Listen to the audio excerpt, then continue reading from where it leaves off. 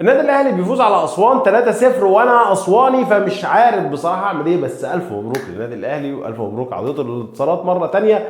وفي كام كلمه بس كده حابب اقولها عن كره المدير الفني للنادي الاهلي وكام كلمه كده عن المباراه، فخلونا ندخل في موضوعنا على طول. بسم الله الرحمن الرحيم. السلام عليكم، ازيكم عاملين ايه؟ اهلا وسهلا بكم على صفحتكم كوره بشكل على اليوتيوب. زي ما قلت كده في بدايه الفيديو، الف مبروك للنادي الاهلي. طبعا في كام نقطه في النادي الاهلي، برضو النادي الاهلي النهارده بيطمن على اغلب صفقاته: مروان عطيه، خالد عبد الفتاح، احمد القندوسي، اشرف برضو الباك الشمال. بيطمن ان لا، الاهلي فيه بدلاء في خط الوسط، فيه بدلاء في خط الدفاع، فيه بدلاء في خط الهجوم. لكن في سؤال برضو، ان ليه مش كهربا في ماتش الهلال؟ دي كانت يعني حاجه من الحاجات اللي جماهير النادي الاهلي دلوقتي بتسالها.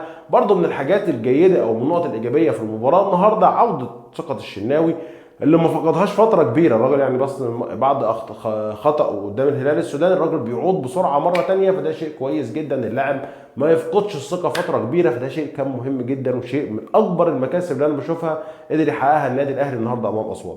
الحاجه اللي انا بلوم عليها بقى كوره المدير الفني للنادي الاهلي، فكره ان انت تدوير اللعيبه ده ما فيهوش مشكله وده حاجه كويسه جدا، بس بالكم ده انا شايف ان هي كتير قوي. وفكره ان انت ممكن تقول الفتره دي او لو مباراه اسوان ان الراجل بعد كاس العالم للانديه بيريح بعض اللعيبه بذلت مجهود كبير في كاس العالم للانديه، بس الفكره ان كولر بيعمل ده كتير قوي وعمله اكتر من مره. فده اللي انا اقصده، ان كولر المدير الفني لا، مش فكره ان اللعيبه راجعه مجتهده او بذلت جهد كبير في كاس العالم فهو بيريحهم، لا، كولر المدير الفني للنادي الاهلي دايما بيعمل ده. وانا شايف ان ده غلط.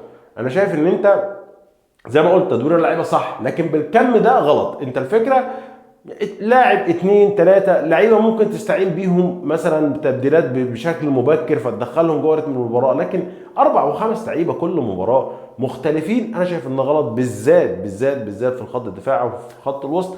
فعلى كره المدير الفني للنادي الاهلي ان هو يهدي الريتم شويه في موضوع تدوير اللعيبه ده، لان يعني برضو اللعيبه فكره التعود على زميل جنبك، التعود على رتم معين في المباريات، ده بيكون افضل للفرقه. الحاجه اللي انا حابب بقى احذر منها النادي الاهلي بعد اداؤه قدام مباراه قدام نادي اسوان: ما تتغرش في نفسك مره تانية، وفكره عشان الغرور ده او تثق في نفسك زياده عن اللزوم، فالثقه في النفس دي توديك لمراحل سيئه.